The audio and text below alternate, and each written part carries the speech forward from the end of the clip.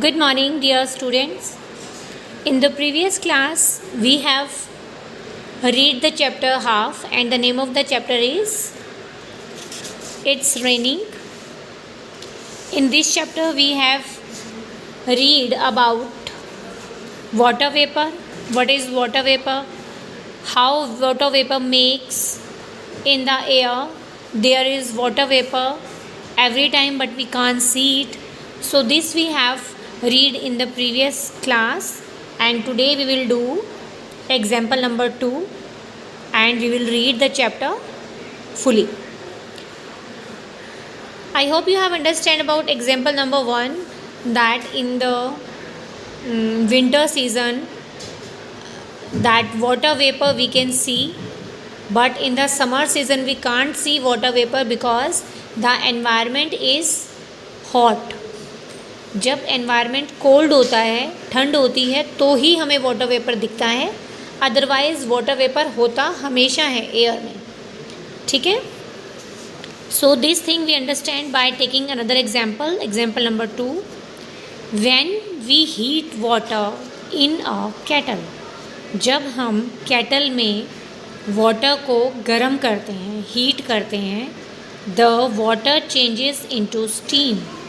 जो वाटर है वो किस चीज़ में चेंज हो जाता है? स्टीम में. जब हम वाटर को बॉईल करते हैं तो ऐसी ऐसी भाप निकलती है ना, क्लाउड जैसी, उसमें से, उसको हम बोलेंगे steam. This steam gushes out of the spout. Gushes का मतलब होता है बेटा फ्लोज क्विकली एंड सडनली, मतलब बहुत जल्दी जल्दी बाहर निकलना. ओके. तो ये जो स्टीम है और ये होता है इसका स्पाउट. जब हम केटल को गरम, इसके अंदर हम गरम पानी करते हैं, इसको हीट के ऊपर रखते हैं, तो जो ये स्पाउट में से जब पानी उबल जाता है तो क्या निकलनी शुरू हो जाती है? स्टीम निकलनी शुरू हो जाती है. It hits the cold air outside. अभी क्या करता है? बाहर के ठंडे हवा से ये स्ट्राइक करता है. It changes into little drops of water. अगर बाहर ठंड है तो इसकी छोटी छोटी सी वाटर की ड्रॉप्स बन जाएंगी. We can see these little drops dancing near the spout like an angry cloud. जब ये छोटी छोटी सी बूंदें हमें दिखाई देती हैं, ये हमें ऐसा लगता है कि स्पाउट के पास में ये छोटी छोटी सी जो डॉट्स हैं ये डांस कर रही हैं, जैसे कि कोई गुस्से वाला कोई बादल जो है वो डांस करता है गुस्से में. ठीक है. कहने का मतलब ये हुआ कि जब भी हम किसी भी चीज़ को हीट करते हैं, वाटर को जब हम हीट करते हैं तो उसमें से स्टीम निकलती है. अगर बाहर जो एनवायरनमेंट है वो बहुत ठंडा है तो उसकी छोटी छोटी सी डॉट वाटर की बननी शुरू हो जाती हैं. हम स्टीम को देख सकते हैं, हम वाटर की ड्रॉप्स को देख सकते हैं, वाटर वेपर लेकिन हम अगर बाहर का वेदर ठंडा है तो ही देख सकते हैं. Thus we know that there is water vapor in the air. Thus we know that there is water vapor in the air all the time, though we can't see it. इससे हमें ये पता चलता है कि वाटर वेपर एयर में हमेशा रहता है, लेकिन हम उसको देख नहीं सकते. अगर बाहर हीट है तो, बाहर अगर कोल्ड वेदर है तो हम उसको देख सकते हैं. The heat of the sun changes water into water vapour. जो सन की हीट है वो वाटर को वाटर वेपर में चेंज कर देती है. The warm air carries it higher and higher into the sky. गरम हवा इस वाटर वेपर को ऊपर और बहुत ऊपर ले जाती है स्काई में. High up in the sky the air is very cold. अब ऊपर स्काई में बहुत ज़्यादा ऊपर जाने के बाद जो एयर है वो बहुत ज़्यादा ठंडी हो जाती है.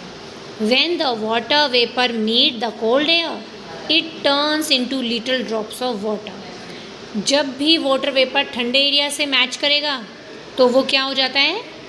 वाटर की छोटी छोटी ड्रॉप्स बननी शुरू हो जाती हैं।